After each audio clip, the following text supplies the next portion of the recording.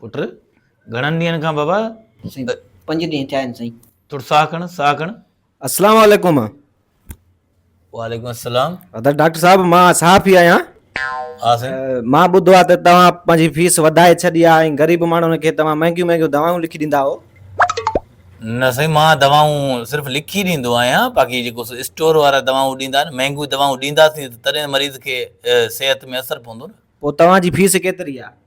For your kind information, I have charged 500 rupees.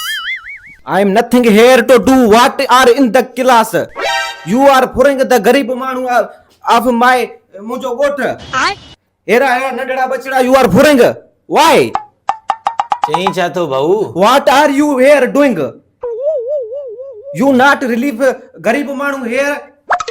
You getting the 500 रुपया in your pocket. Why? अरे बाबा तू सिंधी ॻाल्हाए अंग्रेजी नथी अचई त?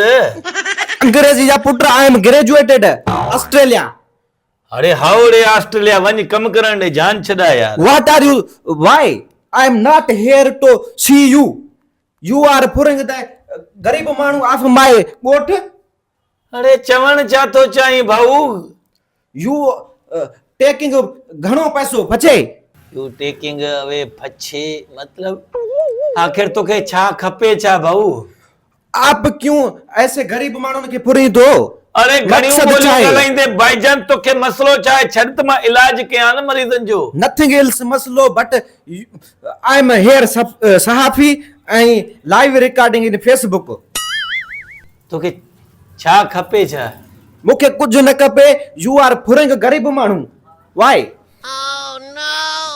तू अंग्रेजी ॻाल्हाइण लाज़मी आहे भाऊ। तू अंग्रेजी छो थो ॻाल्हाए? हिन खे त थोरो पोइते कर यार। No it is the live recording. अरे अरेस्टिंग यू।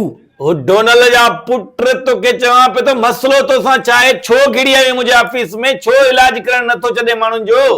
पहिरियां त डॉक्टर साहब I am not Donald, I am mister Asif Ali. Why are you बदलिंग द माय नेम? 500 खपनी? 500 छा कंदुसि मां? आई एम नॉट टेकिंग घूस तुंहिंजे वांगुरु। त पोइ तोखे छा खपे? 1000 ॾे?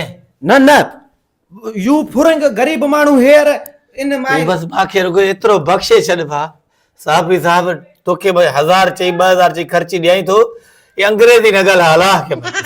Nothing you बेइज्जती हेयर इन माय। नथो कयां तूं भा इन अंग्रेजी तू न ॻाल्हाए। तूं अंग्रेज वाह माशाल्लाह तुंहिंजी अंग्रेजी आहे न।